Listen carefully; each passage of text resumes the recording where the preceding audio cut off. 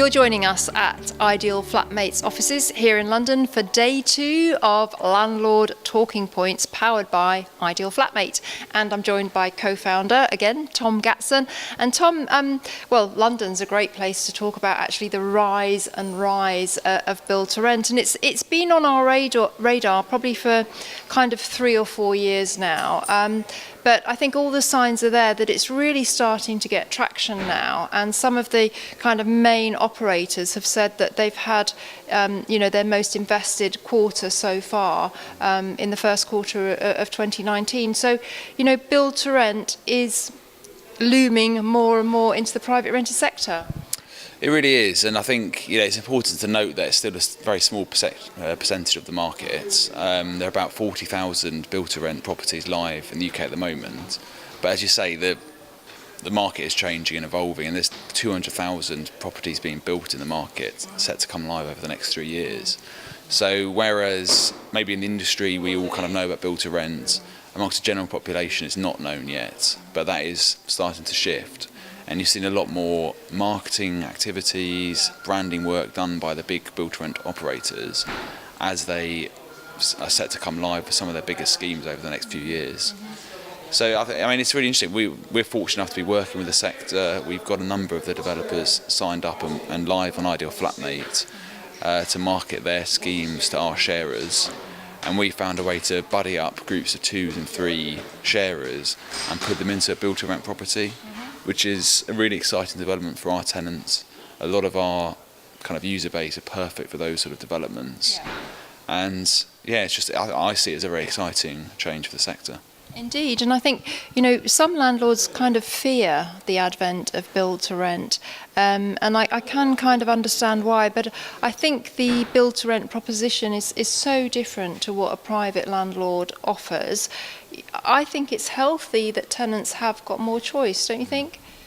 I do, and I can see where the fear comes from. I think some of the government changes have definitely been set up to benefit build-to-rent developers. There are certain exemptions for build-to-rent developers building certain schemes, and I can see why some landlords are pretty peeved off with that.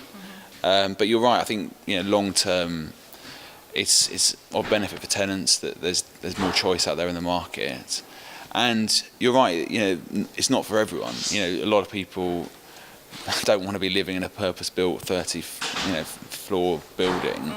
And you can throw in as many amenities as you want, but some people would prefer to live in a professional landlord-owned property.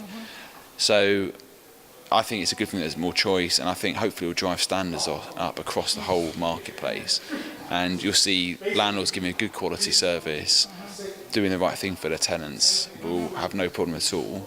I think the ones to watch out for are maybe some that have been cutting corners over the years and not providing a good quality of service for their tenants, who might see that as standards improve across the industry, more questions are raised about their kind of practices.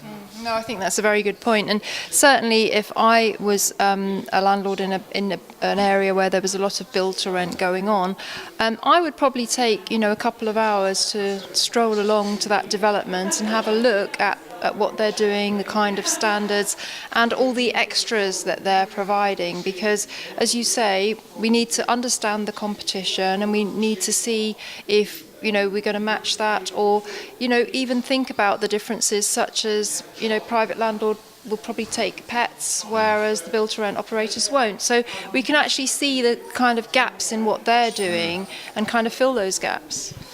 Yeah, to be fair, a lot of the build to rent do, and they love the fact that they have it. It's like pet friendly. Yeah, okay. But I take your point. I think it's so new, it's such early doors that the build to rent developers themselves don't know what's going to work.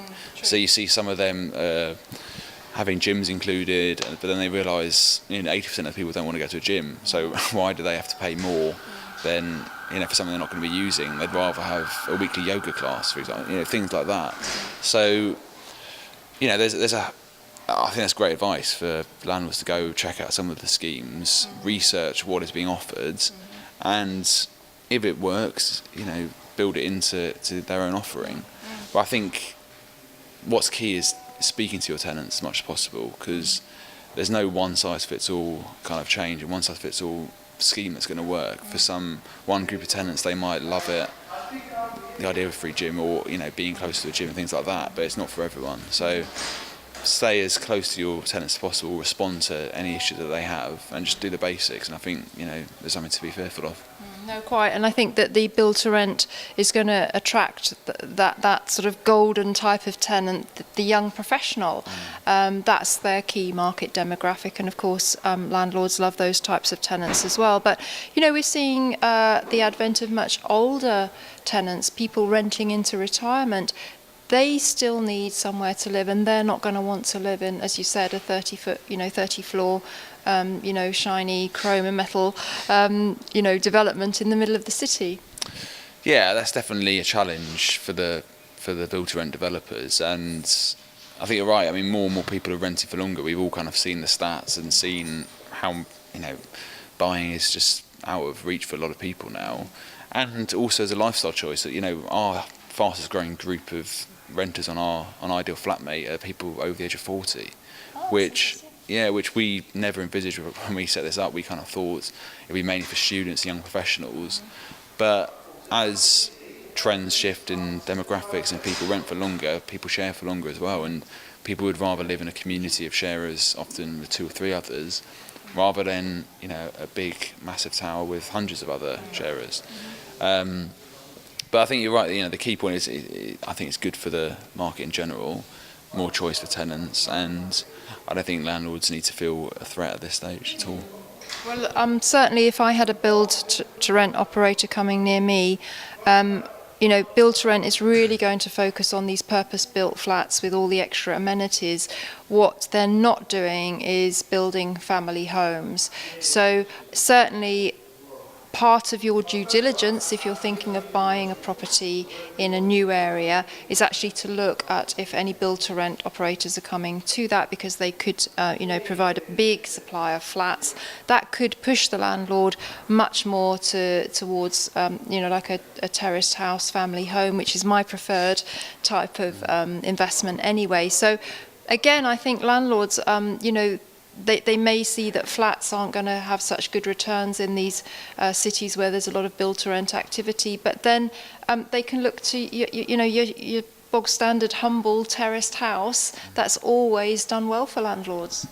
Yeah, and there's a lot of information out there. So if landlords are concerned or interested, they can get in touch with us at Ideal Flatmates, because we've got data on kind of where the new schemes are coming live.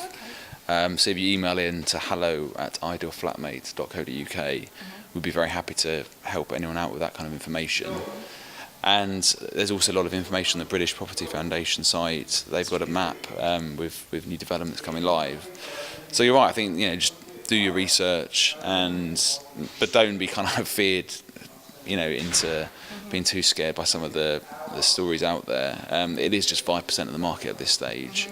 And although it's set to grow over the next couple of years, it's not going to suddenly take over and displace all landlords, despite some of the headlines you might have seen. Absolutely. Well, that's great. Thank you very much, Tom.